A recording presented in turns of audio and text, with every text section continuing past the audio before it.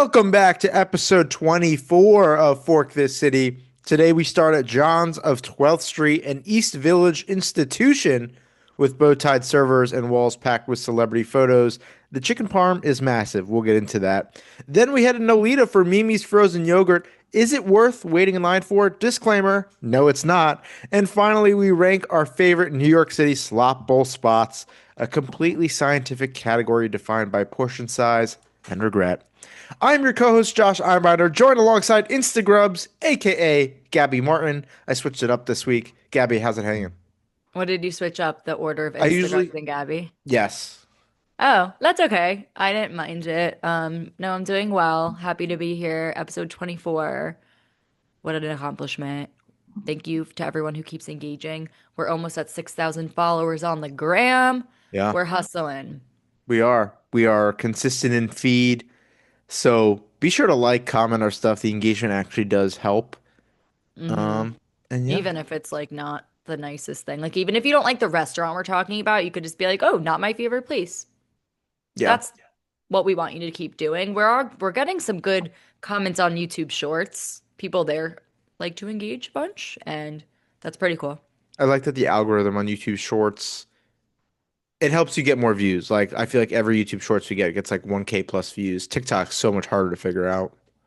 I don't understand the algorithm. If someone who is a mother forker works at TikTok and like really understands that algorithm, let me know. Everyone just says consistency, which we're doing. So if that is true, one day we'll make it big. Before we jump into John's at 12th Street, I want to talk about, I think there's a real fine line in New York, right? There's Italian food that's more like Misi Lilia, where it's like focused on pastas and they're more unique pastas. And then you have a place like John's at 12th that's more of your classic old school Italian vibes, your chicken parms, your chicken marsalas, eggplant parm, those kinds of things. They're Yeah. two very different experiences. I'm happy this place exists because you need old school Italian too, especially in a city like New York. I agree. I actually, despite what I'm gonna say of John's on 12th, I like actually the old school places better that have chicken parm, all that stuff. I feel like Boca Raton, Florida does it very well because we have 388 Mateos. I don't know if you've ever been when you visited, but those are all like super trendy in a sense, like have the pastas and the penne vodkas and the chicken parm. So they actually do both better than New York City kind of does. You want to Uh, know what? Actually, La Interesting. Pecora has both, but I know no one really respects that. No, you lose credibility when you talk about La But we Pecora as a need, top tier. yeah, I know, but no, but I'm saying we need more places that do both the Yeah. good pastas and a great chicken parm. Why can't Missy and Lilia figure out how to make a good chicken parm? And I Like, feel like those places would be good for like a vodka chicken parm, like something a little I different. love that. Yeah. It's I not think so basic in its it's own basic, way. but it's a little more unique than your normal chicken parm. I just I think if you're not in Arthur Avenue, right, in the Bronx, which is known for their Italian food, or Staten Island, I can't think of a lot of places in Manhattan that are like good vibes, old school Italian food. I Il can't. Cantonori, but it's not good. Il Cantonori, Campagnolo, like those places, yes, but So go mm, to Florida if you're looking for that. I just gave two great recommendations. 388 is also on Long Island, so go there. very nice. So let's get into it. Now, we didn't go together to John's at 12. I've been three times now at this point. You went the other day. I'm gonna Yeah. I'm gonna start by just saying the one thing that I dislike about this place, and I think you can dive deeper into your experience about it, is the owner, let's call him John. Let's say I it's think his name's probably John. I don't know if he's the owner, but he's the older gentleman that's yes. running the show. Every time I've been there, he is so incredibly overwhelmed.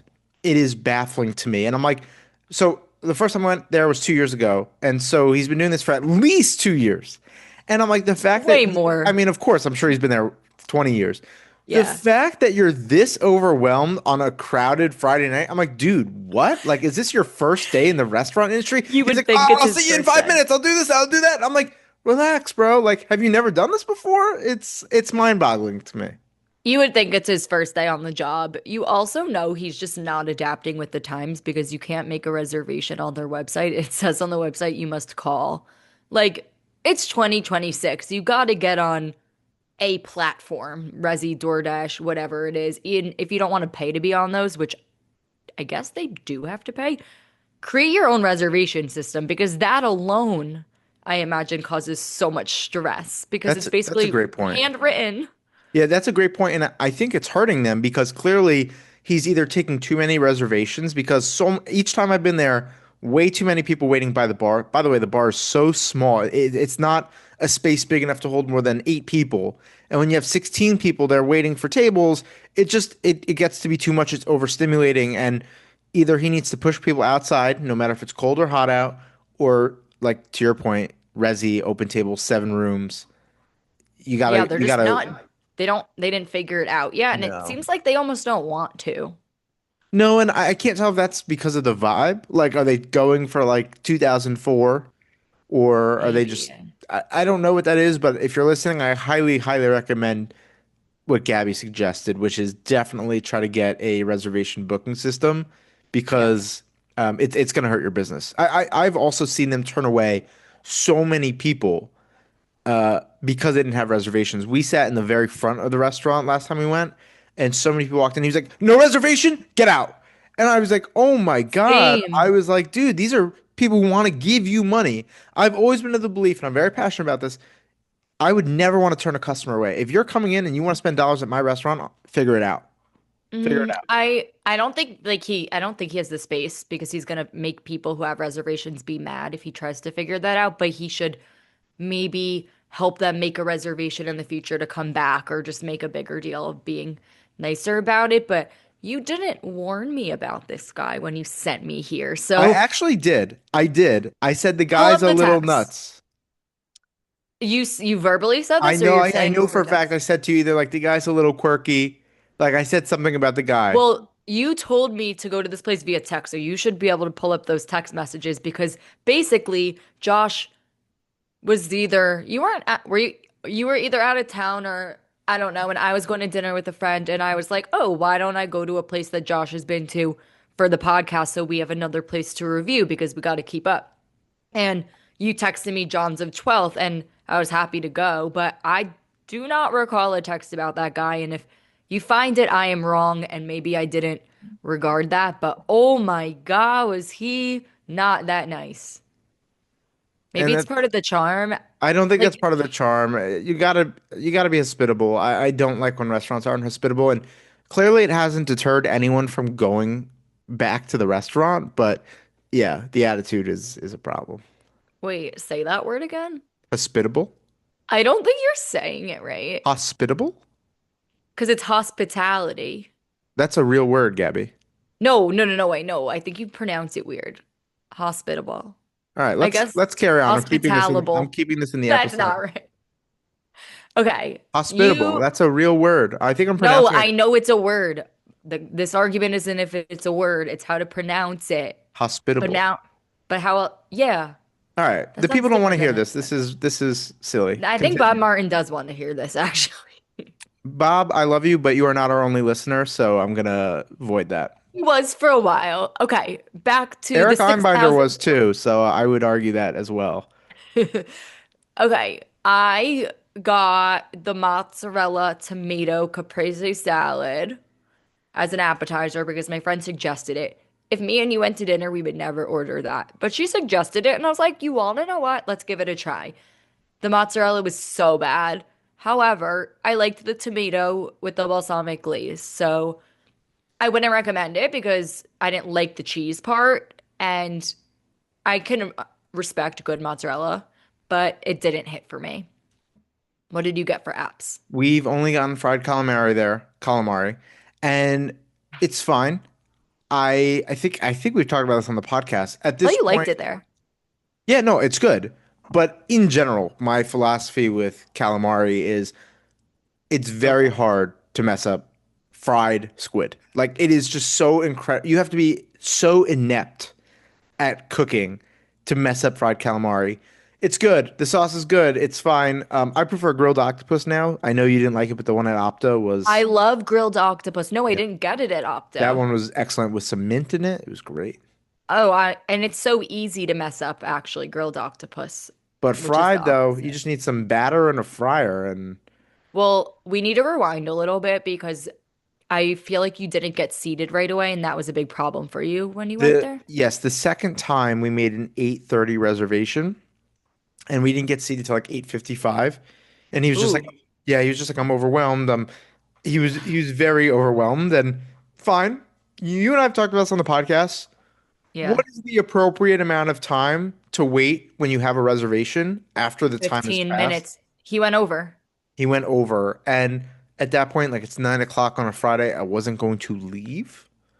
But again, if I have a reservation, I expect to be seated because what is the point of reserving a table if the table is not ready for you? And Yeah, I the agree. people listening, blah, blah, blah, you could say, well, the economics, they have to keep the table and be able to turn it over.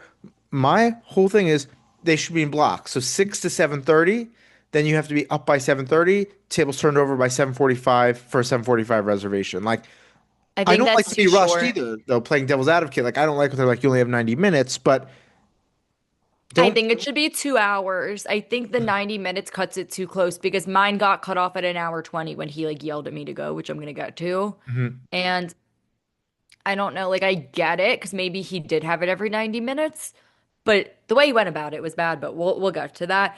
I actually got seated at my reservation time, but I just Good. wanted to bring that up. And I feel like I'm not going to talk about this on the podcast for a while. I went to Monkey Bar a few weeks ago and I'm not doing a food review, but I know I'm going to forget by the time we do a review. They didn't seat me for 20 minutes and shame.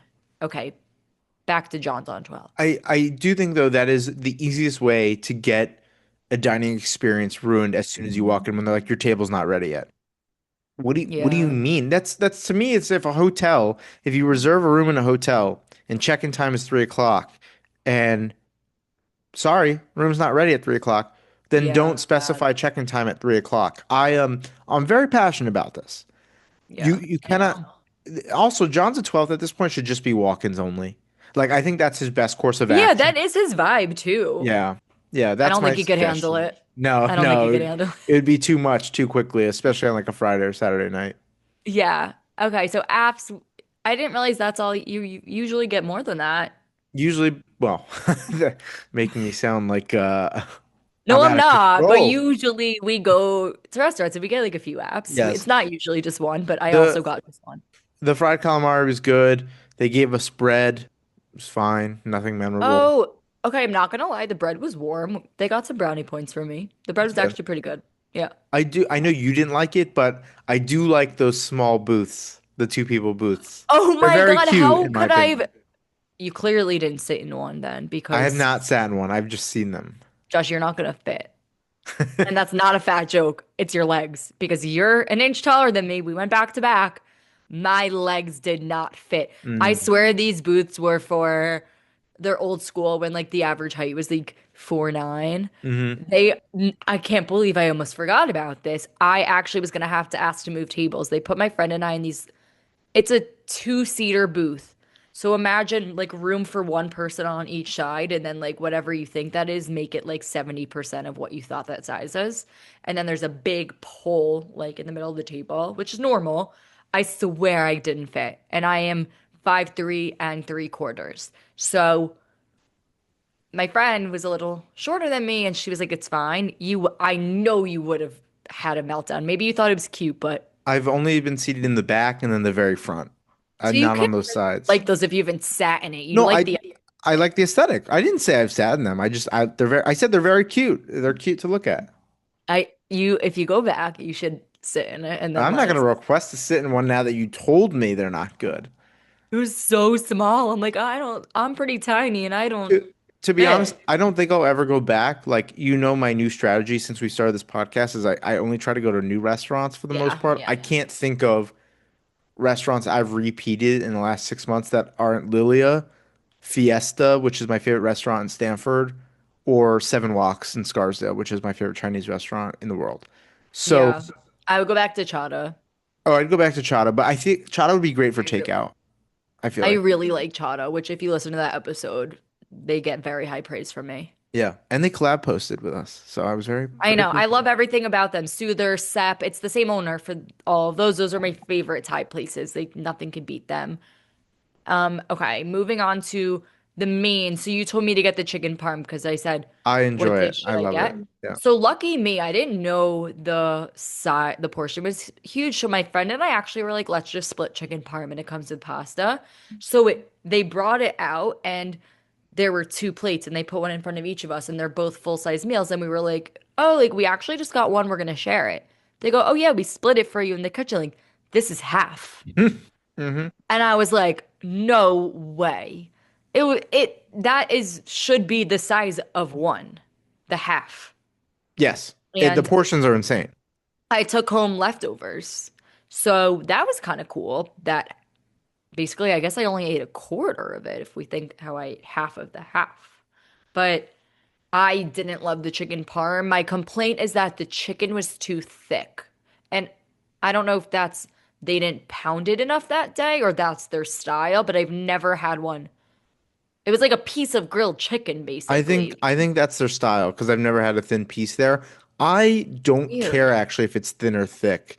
I'm looking for taste. Interesting. It tasted like grilled chicken parm to me, Interesting. which I've had Was because it I not grew up with breaded an enough? almond mom. I don't know. Something about it. It was just, I think it was. It was just super thick. So, like, yeah, the top layer was like with breadcrumbs, but then the middle was just like chicken. Hmm. So I found that really odd. It was good. Like, I ate it. It just was like not chicken parm-esque to me. Right. Yeah, I mean, I like it, and I like that for me, I can take it home and I have a whole other meal. Yeah. And also when I say I'm looking for like old school red sauce Italian, that's basically what I want is like chicken parm that's not a 10, but chicken parm that's like a 7.8 to me. Oh, And and it's perfect. Like that's what I'm looking for in a chicken parm. Again, I'll shout out my favorite chicken parm in the city. I know this is low for me. Marinara, best wait, chicken that's your parm favorite chicken parm? from like a basic Italian restaurant. Yeah.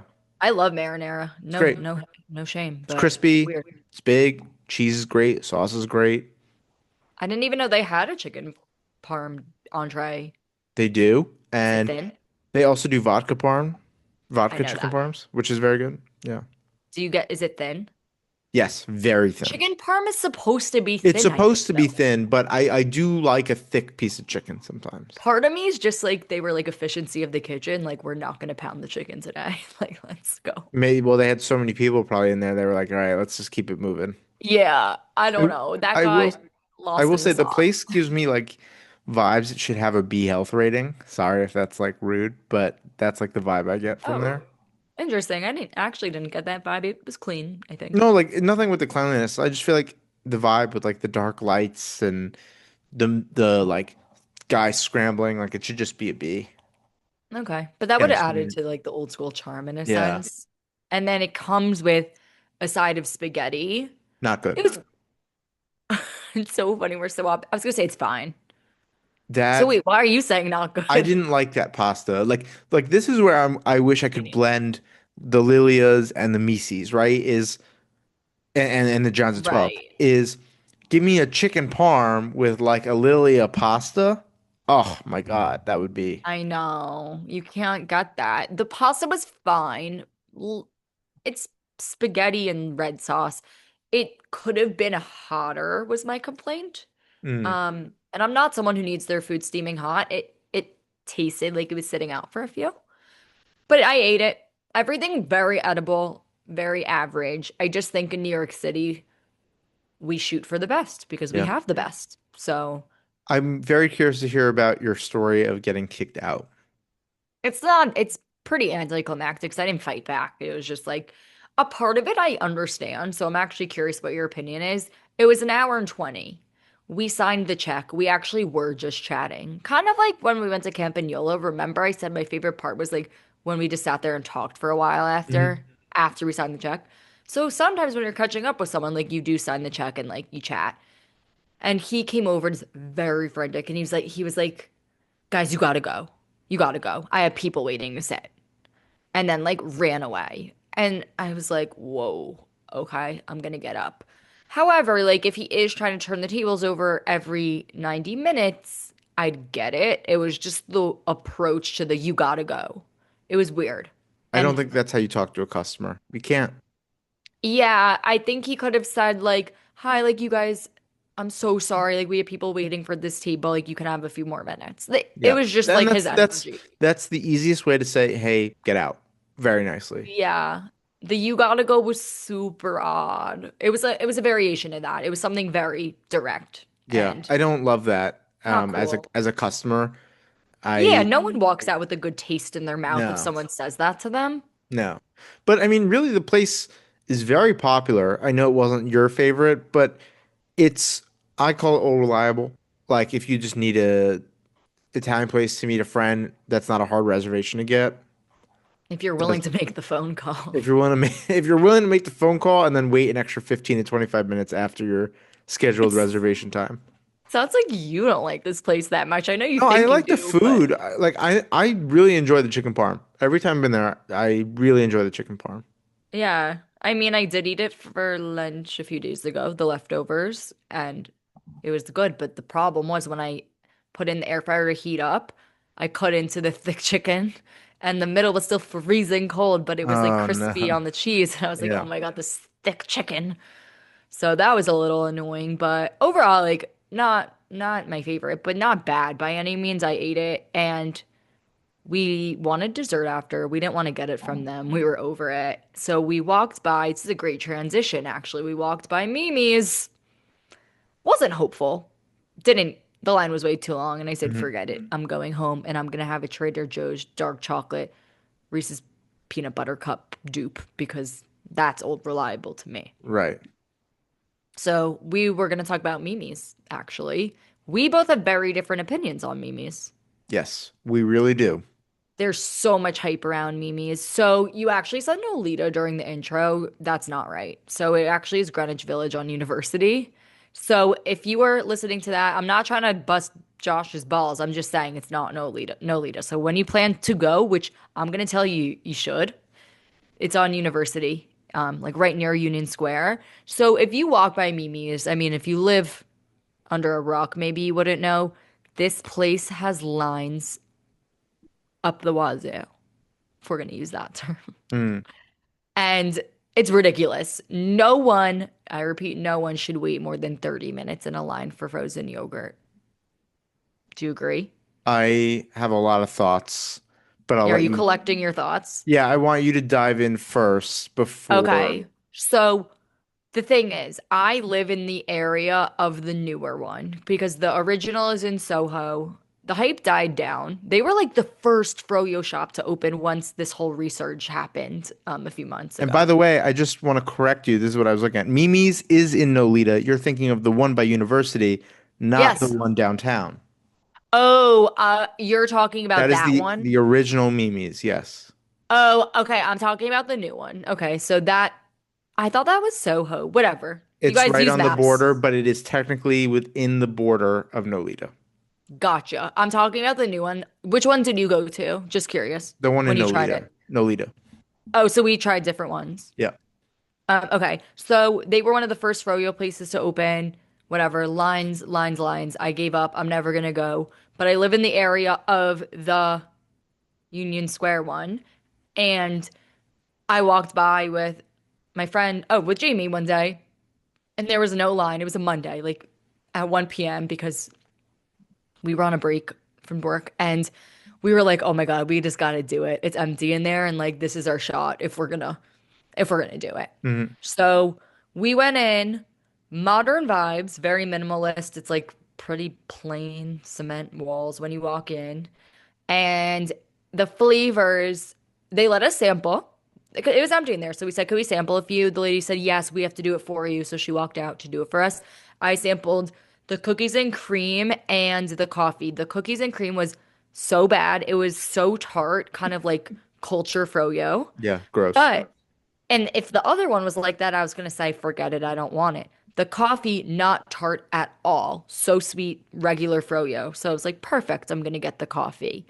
And then toppings wise, I'm not into like fruit or like boba balls on it. Like we're dessert people, right? We want Hmm. chocolate. Yeah. So I got like a little bit of Oreo and then they're known for their pistachio fountain. So it's like a fountain I don't know if you've seen our TikTok about it. You could see it. It's in our TikTok that I made, the house tour one to Oh, Mimi's. You can see. yes. It's just like a drip and you like put your cup in and out really quickly. It's kind of genius because if you do for too long, it'll pour in and then it'll be heavier and they'll make more money. The I don't even love pistachio. That pistachio drip, unbelievable. I swear that Froyo was so freaking good. I actually need to go back. That pistachio drip was special. I don't know. It's so weird that I'm like vouching for this because I didn't think I would. I thought it was going to be weird. I actually, in my cup, I put the Froyo on one side and the pistachio on the other, so it was like barely touching. But Hmm. I fully was like mixing it towards the end. And then there was no line. It's pricey. I got like so little and it was like $6. And that's not crazy, but for the amount I got, it's crazy. But overall, if there's no line, I would go, but I would never wait online for it. And now Josh is going to rip them a new one. I have many thoughts. Go ahead. First, the line epidemic in this city has gotten out of hand. It is disgusting, okay? First of all, respect to Mimi. You've built a great business, multiple locations. Good for you. Yeah, I agreed. think waiting in line and the location I went to, I waited in line for like 45 minutes for frozen yogurt. Now that's my fault, but I was with a group of people who wanted frozen yogurt. If it was just me, I'm not waiting. But Wow. I did not I'll know say you did this, that. waiting anything more than 5 minutes for frozen yogurt is criminal. Okay, I'd rather go to Carvel or Cold Stone or Gopher or Haagen-Dazs and not have to wait in line and be served right away and still be just completely unsatisfied. That's number one. Wait, ugh, I don't want to interrupt you, but what's gopher? It's a Connecticut ice cream chain. Okay, continue on. Number two, the urgency in which the staff moved to move the line along was pathetic. I am sorry again to anyone who may work at Mimi's if that's out of your control. I understand a lot of people are coming.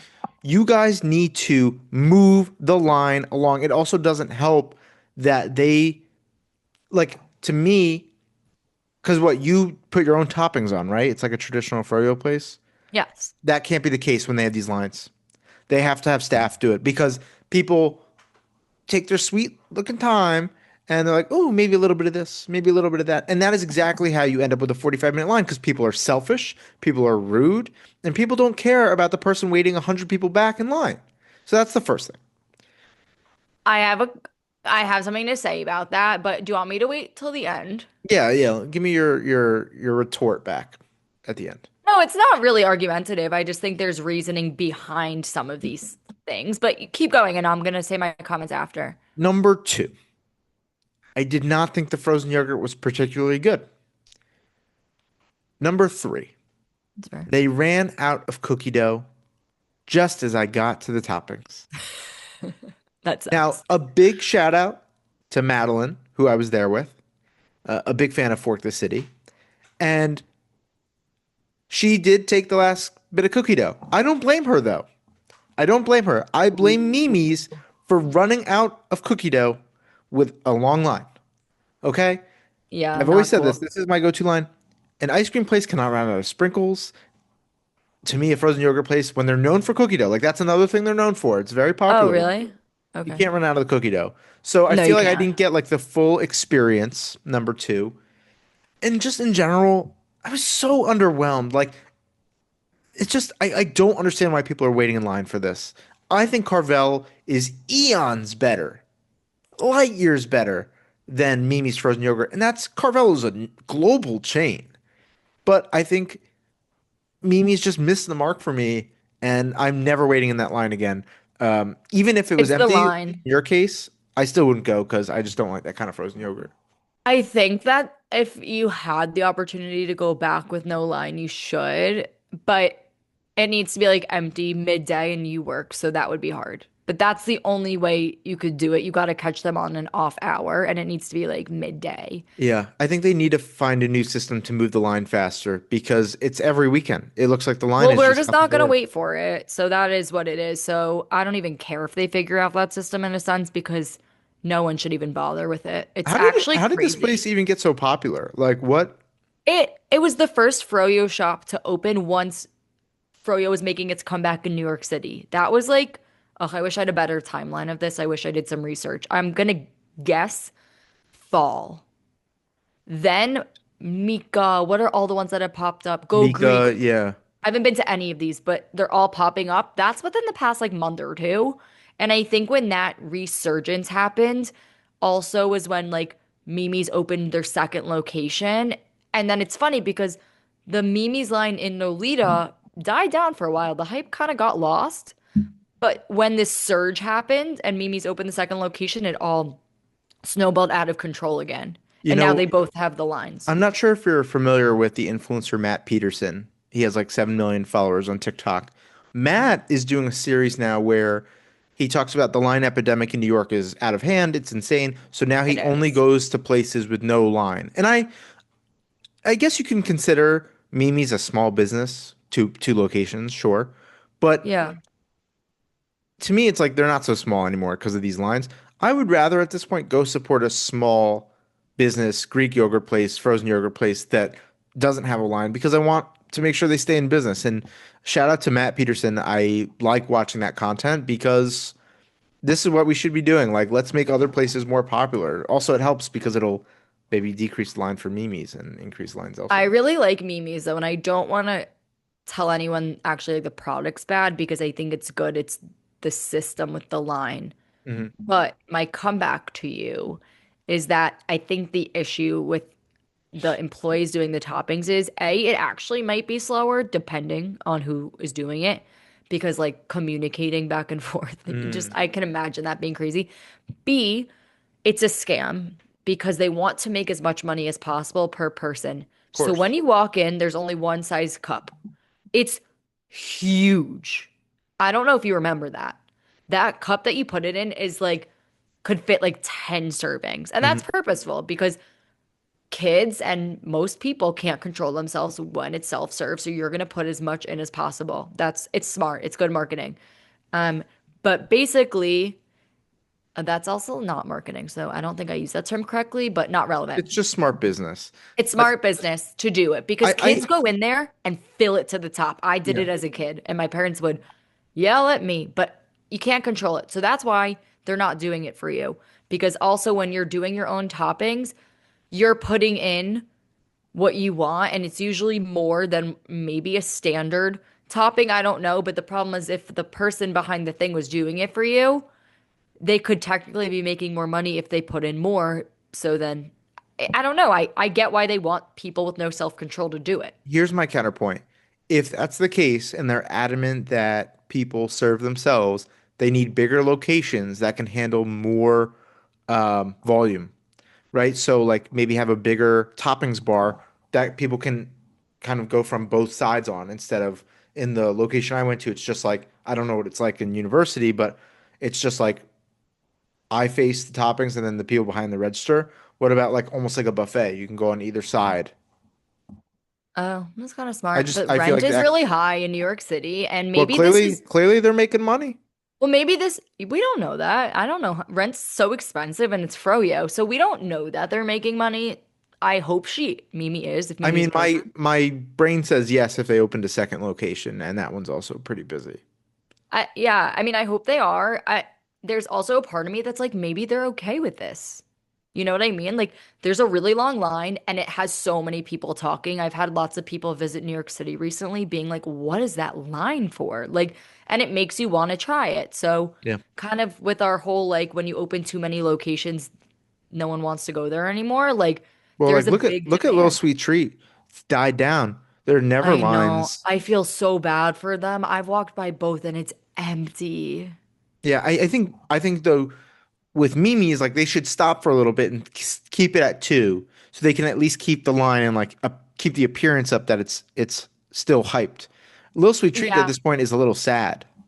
I know, I feel bad because the candy is like I don't even love candy, but like it is good out of the candy places, and I don't want to say anything to harm them, but I don't see the Froyo phase dying down as quickly as Yeah, the candy phase. I think it's agreed. very different. Agreed. And that's why Slick is very smart, leaning into some things like the slushies and the sundae as well. Exactly. Slick is really smart for that because they Yeah. got both. They're about to blow up. They're on the edge of like a really long line, and I wonder how that's going to go down in our opinion because we're going to be annoyed by that I'm gonna be too. very no. I'll text Anders. I love Let him skip the Anders, line. and I'd be very happy for you guys if you had a really long line. It's just like, how much could you really manage it? Salt Hanks back in the winter managed it quite well. They had like the whole line, people were out there talking to you, and like still didn't go by quick enough for our liking. I don't think there's that much you can do. I think to them, they are successful. Yeah. I guess if you're looking at it through the lens of like a restaurant owner, it's great to have people lined up to try your food and Yeah. you know you're going to have constant revenue all day. And so the more I think Well, about it, I'm not like, I all get day. It's, from oh, open to close. Sure. no. The line starts at Mimi's, so they open at 11. Don't ask why I I'm know talking that. about Salt Hanks, but sure. Oh, sorry. I thought you were talking about Mimi's. Well, I'm talking more broadly in general. Like it's good to know you have a hype place. I'm not talking like specific to Mimi's. Like I see. if you have a Yeah. line, it's good to know you'll have a revenue stream. It's good to know you'll always be busy. So like for Salt Hanks, it's great. He knows until they run out of French dip, like There's going to be a they're gonna line. empty it out every day because the line is always so long. I think Mimi's is a little different in the sense that it's about to be summer, so it's about to be popping. Yeah. Once it gets cold, I don't know how how many people are going to be lining up to that same extent. I don't know. We went in early March and it was pretty packed and it was cold. Oh, really? And the second thing I was going to say is Salt Hanks is different because Salt Hanks is a great product that people eat for lunch. So Mimi's, the line doesn't start until way later. So they're pretty empty, which is good for people who want to try it from 11 to like 5:30 or 6. So I I don't mean, know why I they're don't know if paying that's fair to price. say though, because you haven't been there a full day. Like they could get busy at an X amount of time. I walk by it a lot and it's always empty. Yeah, maybe I've missed it, but I'm pretty confident it's empty a lot. Okay. But when it's busy, it's busy. That line is going, it's NYU social hour. Because didn't we went in line there? We waited in that line for a little bit after I forget what dinner. Maybe it was it chata? Was it carbone? One of the meals. And then we waited for No, it five wasn't minutes. Carbone. It was a long time ago because those girls were asking us Yes, how the long girl was the like, "How line. long is the line? How long have you been waiting?" We were like, "We don't Yeah. know." Yeah. Yeah. All right. Let's switch gears to our favorite topic, if you're listening, slop bowls. That's not our favorite topic. Is that Eh? yours? I like talking about a slop bowl. I won't I think lie. the word slop makes me want to just, Vomit? Yes. yeah, like, can we not call something I'm supposed to eat slop? Lunch bowl. We are going to rank slop bowl places. And the tiers are S for Supreme and then just grades A, B, C, D, and F. If you haven't had the slop bowl place, you can just say, I did not have. I have a list of about 9 to 10 places that we're going to begin to rank. I'll read the name of the restaurant off. You'll tell me where you place it, S, A, B, C, D, or F, and then I'll tell you where I place mine. I have a question. Yes. Why do we need to have something above an A? S means like you could eat it all the time. Like it's just supreme. It's just fantastic. Okay. B, I think you should explain what a slop bowl is for people who don't live in New York New and are York. in their 20s. A slop bowl is basically the places is the OG Chipotle. Like you're making a burrito bowl essentially, and it's just like a bunch of things just put into a bowl. That's a slop bowl.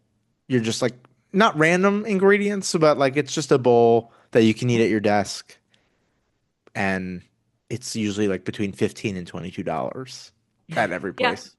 I'm just thinking of Bob listening, being like, What's a "What slop is a bowl? slop bowl?" He's gonna text me like, "Is that a new restaurant?" Like, I thank you That's for that actually, I explanation. think that's a great idea for a restaurant like a lunch place, slop bowl, and you go and now what the concept is, I don't know what slop bowl you'd serve, but it's a cute name actually. Okay. You can make some cool merch with that slop bowl. Ew. Okay. Ready? First chain is Kava. Hey. So I've been thinking about this. I had Kava last week, and I used to think Kava was light years better than Naya, but I felt like Kava just blended together a lot for me, and I didn't love it. I'm gonna put it in C. Am I allowed to say that I haven't had any of these places Yeah, since you like could 2022? No. As long if you've But had it, you can rank it. yeah, I know. I want the listeners to know Oh. that. I'm not into slop bowls, but continue. Next, Chipotle. S. Yeah, that's supreme. I mean, Chipotle We're is Chipotle is the elite of the elite. You To can't be get better honest than with Chipotle. you, though, I almost want to say A because I feel like S should be a place that you would be willing and happy to eat every day. And you know that with Chipotle, Absolutely. you'd be on day three and you would want, Of course, you're going to get sick of it, but I do believe firmly Chipotle is the best slot bowl place in the country. No doubt you in my have to mind. get a good Chipotle because some Chipotles are way Yes. better than other locations. But yeah, I Yeah. agree. I'll keep the S. Naya. A. I am also going to put it in A. The only issue I have with the location I go to is the line management there is pretty bad, but I like how the bowl comes together more. I feel like it's built better than the bowl at Kava. It's literally the same thing to me, which is why I gave both of them an A. I think those are the top tier. Next, Sweet Green. F. F, I agree. It's terrible. It's the worst of the big three salad places. Their Caesar salad is atrocious, like disgusting. And I really don't know how it's still in business because I saw a Business Insider article that said they've been losing money for like 5 years. So they're either very well funded or they are making money. I don't understand it. The salads are expensive. They come with like only four toppings, which I like a lot of vegetables and stuff. And I grew up in Boca Raton, Florida, where we have Vinny's, and I'm not talking about the Caesar wrap. Like they just make amazing chopped salads, Yeah. and Sweet Green cannot compare. Next, Chopped. Ooh, I've had it, but I don't remember. I'll give it a C. I think we're on the same wavelength because I am giving it a C as well. Wow. I think Chopped is a fine place if you can't get to the next place I'm gonna name. Chopped is fine. Their kebab cob does the job. Overall, their warm plates and warm bowls not my favorite, but that's a great segue to our next place, Just Salad. Isn't that your favorite crouton? It is my favorite crouton, and that is supreme tier for me for sure. I think B minus. Mm, okay. Next is Dig In. I need something worse than an F. I'm with you. It's gross. These like Gnarly. that's like the little beat. These like health these places that I don't say know they're this. healthy, so gross. Dig in. I actually love the concept of it, everything about it, healthy meat, veggies, all the good stuff. I haven't had it in years, but I gave it multiple tries. I really wanted to like it. They Mm. have asked me to collab on Instagrams for years. In Boston, when I lived in Boston, they always wanted to work with me. And one time I just responded, I was like, I'm so sorry. I don't love your food. I think I Wow. literally and I would never just say that to anyone. It was like I would get a message once a month and I just couldn't promote something I didn't like. And that's why Fork the City became a thing because all Wow. the food influencers do that. Yeah. I wish I liked it though. Maybe if they redid their menu, I wish them well. Dos Toros. Is that there's one not really close to me. B. I want to be careful because they follow us on Instagram. I said I B. That's good. no, yeah, that's good. I'm gonna give them a D. A former colleague of mine used to call it gross toros. Oof. You know what the difference between Chipotle and Dos Toros is to me? I feel like with Dos Toros, I'm eating food that came from like a supermarket. Like they went to Whole Foods and cooked it or ShopRite. And with Yeah. Chipotle, I feel like it came from like a real It came from restaurant. Chipotle. Yeah, like Dos Toros, I feel like I'm just eating like homemade food, Huh. which isn't a bad thing, but like I want like I feel like the quality is subpar. Had it once. It's Yeah. fine. So it's okay. Obviously, there are a ton of other slot bowl places, but to me, these were like the big ones off the top of my head that I had us rank. We were pretty aligned for the most part. I I mean, know. I can't like Chipotle is just to me, it's fantastic. I We're love big Chipotle. Chipotle stands. Yeah. Again, People at Chipotle, please learn how to wrap a burrito properly. And if you can't wrap it properly, use a second tortilla, rewrap it. But I digress. And have I had bad experiences at Chipotle? Yeah. Yeah. And that's how you know we're fan. Like we really like it because we have continued to go back. I've had the pit of the avocado in my guac, side of guac, countless times. I've had them. I guess that's really my biggest issue. I've had really slow service one time with like I've Mhm. had bad experiences, but I like Chipotle. So that's episode 24 of Fork This City. You can follow us on Instagram at Fork This City Pod, on TikTok at Fork This City, YouTube Shorts, Fork This City Podcast. You can get us wherever you get your podcasts. That's Apple, Amazon, Spotify. Give us a 5-star rating. It really helps us move up the rankings, especially as we enter into the 30 episodes area. Gabby, what a great episode. I enjoyed this banter. Yeah, I enjoyed this too. I feel like we got to have some fun conversations and keep engaging with our content. And we will be back next week for episode 25. Peace out, motherforkers.